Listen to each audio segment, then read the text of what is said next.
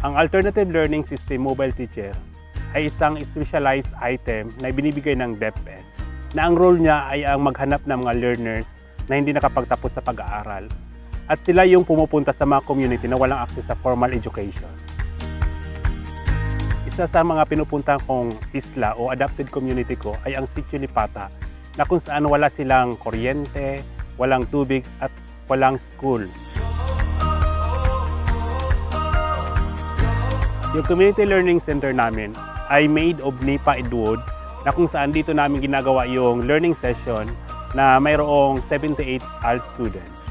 So ang ginawa namin, nag-request kami sa isang foundation ng isang portable speaker. Masaya kami kasi ang ibinigay nila yung LD Systems Rojak 10 na ibang-iba sa mga portable speakers na nakita ko. Maganda siya kasi kahit buong araw mo siyang gamitin na walang kuryente, gumagana siya kasi rechargeable. Isa sa mga nagustuhan ko sa Rojak 10 ay yung Bluetooth kasi nakakapag-play ako ng mga music through laptop at cellphone. Isa pa sa nagustuhan ko ay yung 3-channel mixer na kung saan ma-adjust mo yung quality ng sound at saka yung microphone na hindi siya nagpi-feedback. Malaking bagay po yung speaker sa learning session namin kasi kapag meron kami mga session na radio-based instruction, yun ang ginagamit namin. Mas nagiging lively yung klase namin kasi bukod sa maganda na yung sound, and then mas na-enjoy pa ng learners ko yung tunog. Kasi very handy naman yung speaker. Yung ginagawa namin, isinasakay namin siya sa bangka. So para maging lasting yung buhay ng speaker, binabalot namin siya sa plastic.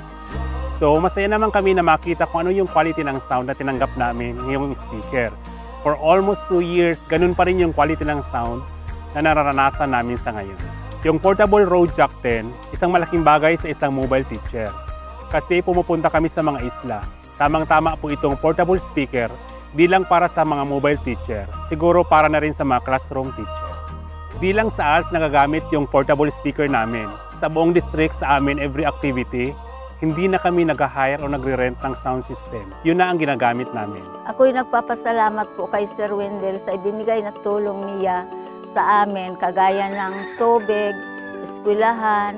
Magkakaroon na kami ng school at sana po ay patuloy pa siyang magbigay sa amin ng tulong para po sa mga hinaharap ng aming mga anak.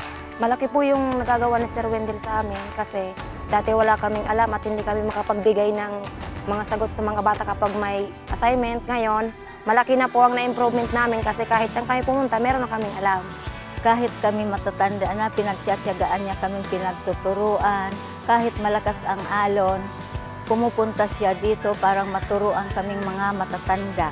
Kapag hindi marunong talagang pinagtiyatyagaan niya, talagang gusto niyang matuto. Kaya malaki ang pasalamat namin kay Sir Wendell at ng mga bata dito kasi dati puro laro lang alam ng mga bata at ang matatanda naman walang magawa. Kaya ngayon meron na kaming dahilan para ipagpatuloy yung labang na nahuli na.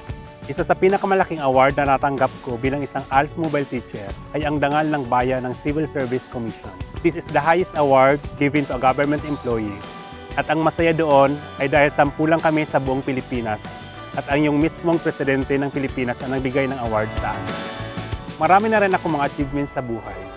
Yung makita mo lang na makapagtapos sila and then may hawak na silang diploma with pride and honor, isa yung malaking accomplishment para sa akin.